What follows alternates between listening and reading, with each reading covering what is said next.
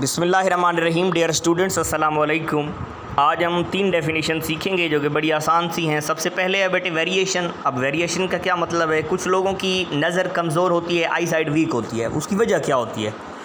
उसकी वजह ये होती है कि फ़ोकल लेंथ में फ़ासला आ जाता है, यानी प्रिंसिपल फ़ोकस जो पॉइंट होता है उसका फ़र्क पड़ जाता है कि जहाँ पे रेज़ को फ़ोकस होना चाहिए वहाँ पे फ़ोकस नहीं होती, बल्कि उससे आगे जाके फ़ोकस होती हैं या उससे पीछे फ़ोकस होती हैं।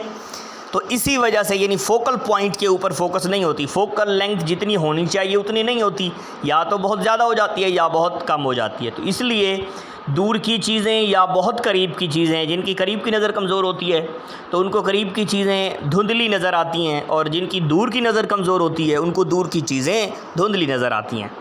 तो इसके लिए हम एक टर्म इस्तेमाल करते हैं, अकोमोडेशन।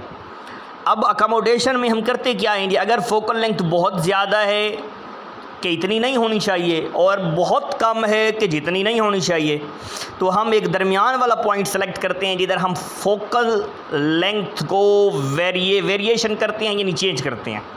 तो इसको हम कहते हैं accommodation. The variation of focal length of eye lens to form a sharp image on retina is called accommodation. पहली डेफिनेशन है अकोमोडेशन की। ये है क्या बेटे? बेसिकली ये फ़ोकल लेंथ में चेंज है कि फ़ोकल लेंथ हम जैसे जैसे चेंज करेंगे।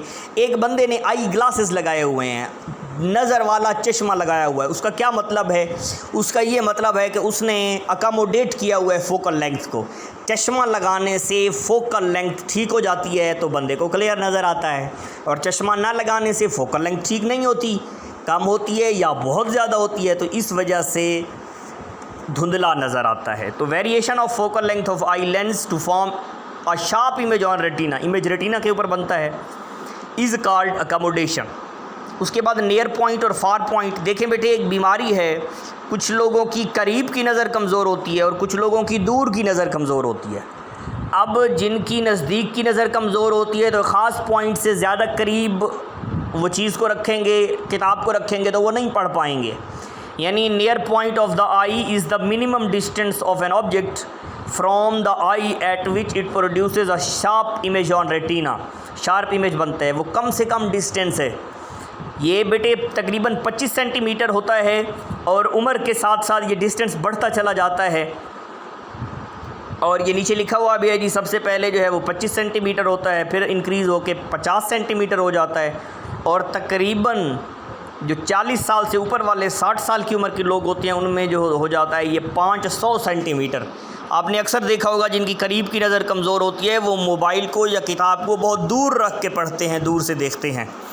तो इसे ये कहते हैं जी नियर पॉइंट। और फार पॉइंट क्या होगा कि दूर की चीज़ें धुंधली नज़र आएँ। दूर एक ख़ास हद तक दूरी हो तो वहाँ तो हम क्लियरली देख सकते हैं, मगर बहुत ज़्यादा एक चीज़ दूर हो जाए तो फिर हमें वो चीज़ धुंधली नज़र आती है। Far point of I is the maximum distance of a distant object.